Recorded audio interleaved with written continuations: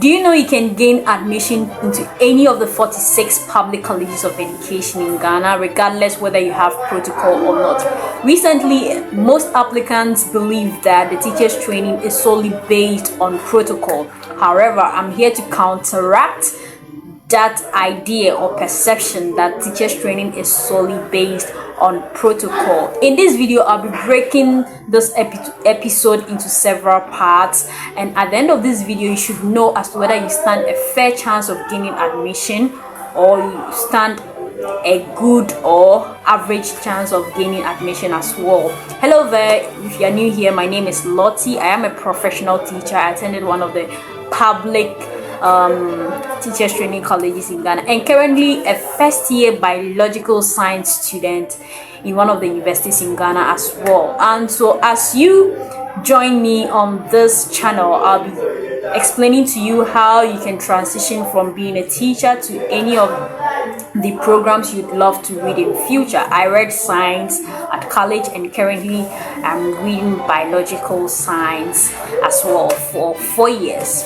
That's my first degree, and so that's just by the way. So moving straight into today's episode, we are going to look at how you'll be able to know whether you stand a chance of gaining admission or not. Now, how does the admission even works in the first place? Just a disclaimer, I wouldn't dispute the fact that protocols aren't ongoing in most of the teachers training colleges in Ghana. Protocols are ongoing. However, it does not mean that if you do not have a protocol, you don't stand a higher chance of gaining admission into any of the 46 public colleges of education. Remember, the admission requirement is A1 to C6, and then the least is C6. So if you have all these requirements, if you've met the requirements, trust me, you would gain admission, unless you decide to go for competitive, highly competitive institutions or colleges. That is where the problem lies. So I would like to state emphatically, categorically, and specifically that it is not solely based on protocols. If you've passed, you will definitely gain admission. Cheers. So every college of education, out of the 46 public colleges of education, every college of education has a specific quota. Now, what is a quota? A quota is a specific number given to a particular institution with regard to the total number of students they are supposed to admit for a particular year. So what I know is with the teachers training, they are not supposed to admit students more than 300. That is what I know. So within the space of these 300 students, they are supposed to be male and female inclusive. Most often, it looks like the females have a higher population than the men. So if it's 300, sometimes you realize that the females are over 180, whilst the men are somewhere around 120. However, this is how the admission works. So all the 46 public colleges of education rely solely on the admission requirements, which says that an applicant should get a grade. The least grade should be C6. So English, Mathematics, Science, C6. And then your three best electives.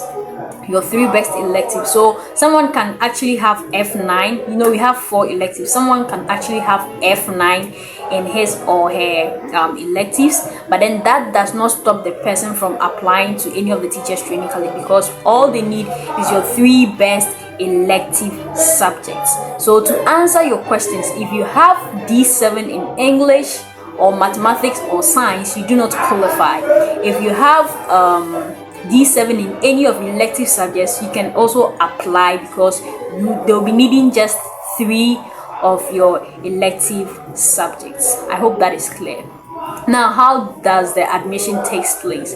So it takes place, kindly note that we have 3 programs currently, 3 programs, which is the early grade education, the primary education, and the JHS education. These are the 3 programs that are being offered. So you have to choose as to whether, most often I think on the portal you just follow the requirement procedure and then you're good to go. So let's just pick my alma mater.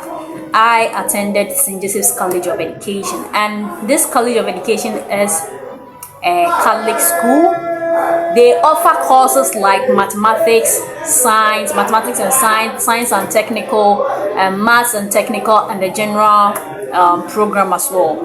So if you are applying as a fresher to read, let's say, mathematics and science, you should know that with your requirements, your grade, you shouldn't get D7. And let's say the quota given by the government to St. Joseph is, let's say, 300 for this year 2024. Let's say 300. So within this 300, this is how the sorting is being done. Let's look at the number of students who actually had A. So they look at the number of students who had straight A's, and they're about 50. So they already have 50 students for that. Now it's left, let's say, 250. How many students had B? They select, let's say, okay, 50 students for that. Okay, now let's go through how many students had C's. They select about 50 students for that. Now when they are done, some of the grades are being mixed up. Some people have the C6, the B's, so they'll just be sorting all these students one after the other, one after the other, one after the other. However, kindly take note that when you were purchasing the form or the voucher, you were told that you're eligible to 3 schools, unlike the nurses training college, where if they want to select 3 schools, they have to purchase 3 vouchers. For the teachers training, you are so fortunate that 1 voucher is eligible to 3 colleges of education. And so when you are selecting, you select based on the competition of the schools as well. Most often applicants choose highly competitive schools. I keep saying this, highly competitive schools. When you say highly competitive schools, I'm referring to colleges that, there are certain colleges that after the academic year, we have students, about 100 students getting first classes, about 150 students getting second class upper. So that's how the highly competitive schools are being chosen. So because of these criteria or these ranks, when they are also admitting students, they make sure that they select students who have the exquisite grades, the amazing grades.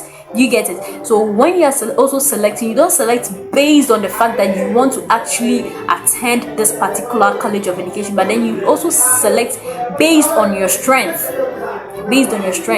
So like I was saying, when the admission list is out, I remember those days when our admission list was out, I was on the notice board, I was 28, number 28 out of the over 300 people. I was 28. So you see, this admission is based on the grades and how they arrange it. We could get students who did not even get D7 or E8 in their results, but then when it comes at the end of the day, they do not have they wouldn't even gain admission. It's not because they failed, but it's because of the quota I am referring to. So how you're able to gain admission is also based on you. It's solely based on you. Most often you don't have to go for highly competitive schools when you realize that your grades do not match. I'm not saying that the less competitive schools accept grades, poor grades. That's not what I'm saying. But all I'm saying is because these schools or these colleges come out with about over 100 people graduating with first classes, they make sure that at the end of the day, the students that they are taking have exquisite or amazing grades, such that they'll be able to perform to raise the dignity of the school as well. So that's one step. Now, having said that, the next step, how you'll be able to know as to whether you gain admission or you wouldn't gain admission. Now, during your application process, most often a lot of students who are applying online feel like they are following the normal or the official process. So once they are done, that is it. Remember, it says that when you are done, you submit your documents via post office.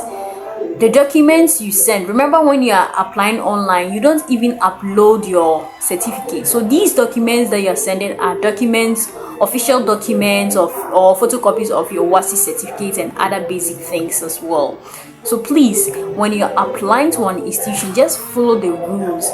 Don't forget that after applying, you'll be sent an application reference code. The application reference code is of about 6 or 7 digits. I can't quite remember, but it's about 6 or 7 digits.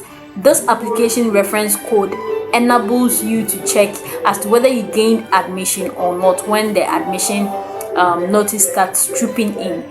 So most often, a lot of applicants forget to put down the admission or the application reference code. So at the end of the day, they have no option than to travel a long distance to go to the school, check through the notice board and see if they've gained admission or not, which is also a waste of time and money. So please, when you're applying online, please do also follow all the necessary procedures. Sometimes it's just the petty mistakes you do that leads to you not gaining admission. For example, we have applicants who mostly do not input correct telephone number or valid email addresses. We are in the digital world, and these days everyone loves to go digital. So sometimes, just sometimes, you might even gain your admission via email, you might gain your admission via SMS. So what if you input a wrong phone number? You input a wrong phone number. How do you expect the college to reach out to you? Some of you also use contacts of your grandparents, your mothers, and you know our grandparents do not have time to go through their phone to check SMS. Most of our mothers are market women. They do not have time to go through their phone to check SMS. And this leads to you not gaining admission because you do not know, and you don't even check through your grandparents' phone or your mother's phone there, forgetting that that was the contact you used. By the time you realize, you go and check, you realize that they gave you admission, but then the time has elapsed and you have to wait for another year. So please, my advice is that when you are applying to institutions, make sure you're providing a valid email address. To create an email address could be done just under 5 minutes, and that is why if you are not digitally inclined, I have a class ongoing where I tutor students with regards to the computer digital literacy. That is basically what we do. We have online class, we have face-to-face. I'll be leaving the flyer for your perusal. If you're interested, you just DM me and then we get talking. So back to what I was saying. So please do well to input all these details, and it will go a long way run to help you. Now back to the admission date. So as it stands, the College of Education, they've resumed, they are back from the strike, and then it is presumed that the academic calendar is going to start somewhere in November. If it is indeed true, I am anticipating that the admission notice or the SMS should be out between the month of September, October, so that students or applicants or freshers can start preparing towards going to school. However, if you've not watched the video where I made mention of the essential things you need before you go to college, please do well to go through that for your perusal.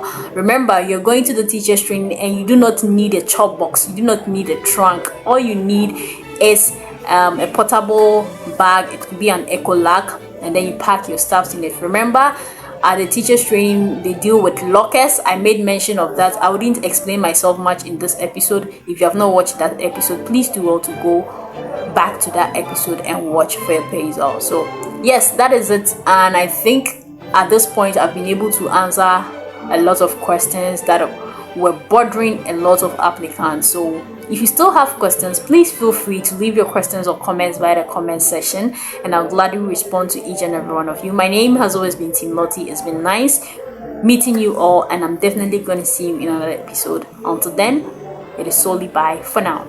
Peace and love. Shalom. I'm out.